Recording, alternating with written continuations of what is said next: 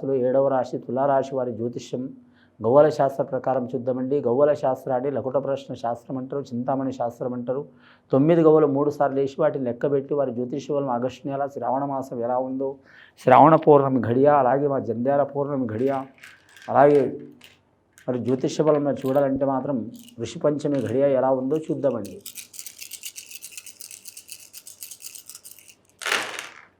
తులారాశి వారి జాతకంలో 3 గవ్వలు పడ్డాయండి. వారి జాతకంలో గురు మహారదశ చాలా మంచిగా గవ్వలు పడ్డాయండి.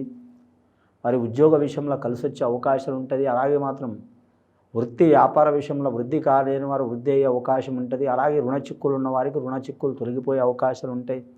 బాధ్యతలు పెరిగే అవకాశాలు ఉంటాయి. ఒకటి పోతే ఒకటి బాధ్యతలు పెరిగే అవకాశాలు ఉంటాయండి. అలాగే మాత్రం భార్యాభర్తల కుటుంబ స్థానంలో మాత్రం కొన్ని అవాంతరాలు ఏర్పడే అవకాశాలు ఉంటాయి. మనస్పర్ధాలు వచ్చే అవకాశాలు ఉన్నాయి. ఎన్ని మనస్పర్ధాలు వచ్చినా మాత్రం ఓపిక చాలా అవసరం ఉంటుంది.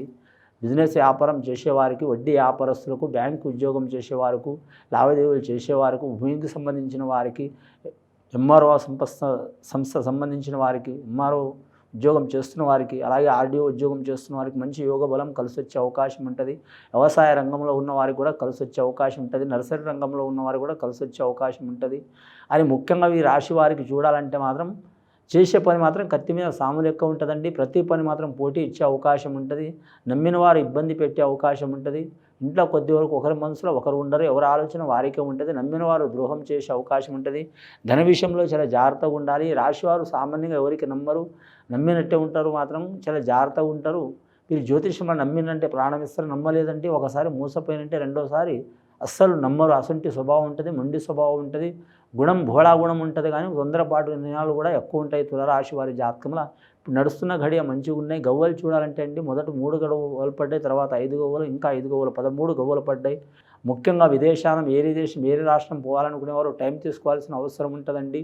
అలాగే వివాహ కళ్యాణ శుభకార్యాలు చేయాలనుకునేవారు కూడా నిదానంగా చేయటం మంచిది. మంచి ముహూర్తాలు నడుస్తున్నాయి. అలాగే మాత్రం ఈ గ్రహణ టైం ముఖ్యంగా గ్రహకాల టైంలో చూడాలంటే మాత్రం కొన్ని ఇబ్బందులు, చిక్కులు, చికాకులు వస్తాయి. శ్రావణ మాస ఘడియలు మాత్రం పౌర్ణమి టైంలో మాత్రం మంచి ఫలితాలు కలిసి వచ్చే అవకాశాలు ఉంటాయి. సోదరుల సహకారం ఉంటుంది. మిత్ర సన్మిత్ర ప్రాప్తి వస్తూ ఉంటుంది. ఆకస్మిక ధనం మీరు చేతికి అందే అవకాశం ఉంటుంది. గత కొన్ని సంవత్సరాల నుంచి పడుతున్న ఇబ్బందులు, చిక్కులు, చికాకులు, దారిద్ర్య బాధలు తొలగిపోయే అవకాశాలు ఉంటాయండి.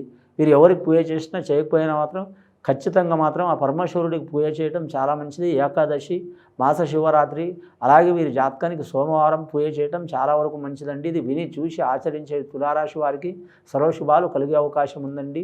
శుభం భూయాత్.